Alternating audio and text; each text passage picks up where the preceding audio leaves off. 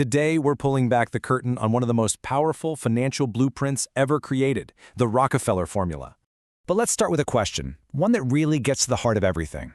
Is it even possible to become the richest person in history by, playing nice? Or is a ruthless strategy the only way to the absolute top? That's really the core tension behind the man we're looking at today. See, John D. Rockefeller, he wasn't just some businessman playing the game. No, he was an engineer of dominance. The source material for this actually describes his company, Standard Oil, not as a business, but as a financial weapon. Think about that. A weapon designed with one single purpose, to completely dismantle everyone else.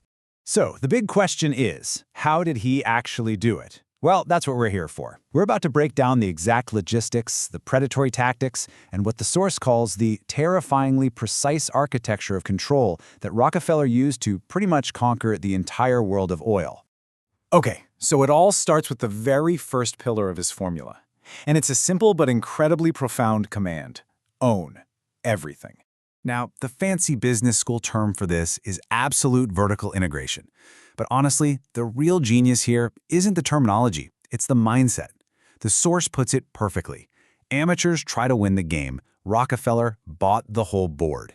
He saw middlemen, the barrel makers, the refiners, the transporters, as a fatal weakness. To him, they were just leeches sucking away his profit. And this right here? This shows you his strategy in action. It's brilliant. He didn't just want the oil from the ground. No. He bought the forest to get the wood to make the barrels. Then he bought the factories to actually build those barrels. Then he bought the chemical plants to process the oil. And finally, and this was the real knockout punch, he built his own pipelines, completely cutting the powerful railroad companies out of the loop. He owned it all from start to finish. So what's the takeaway for us today? It's simple. Stop renting. Just think about it for a second. Every time you build an audience on a social media platform, you're basically just the tenant on someone else's land, right? They can change the algorithm on a whim. They can deplatform you. You are not in control. Rockefeller wouldn't just rent the land. He would have bought the entire platform. And that's the modern lesson here. Own your distribution. Own your audience. Own that final connection to your customer. All right, let's move on to the second pillar, and you'll see how this builds on the first.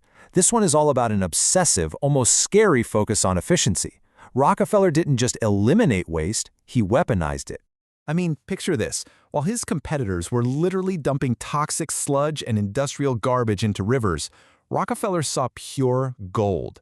He went out and hired scientists, gave them one mission: turn this trash into cash. And you know what? They did. That nasty, toxic sludge, it became lubricating oil, industrial waste, paving materials. And yeah, even the Vaseline that might be in your bathroom cabinet right now came from these so-called byproducts.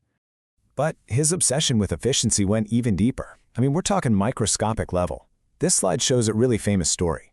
He was watching his machine seal up oil cans, and he noticed each one used exactly 40 drops of solder. So he asks his engineers a simple question: can we do it with less? So they tried 38 drops, and the cans leaked.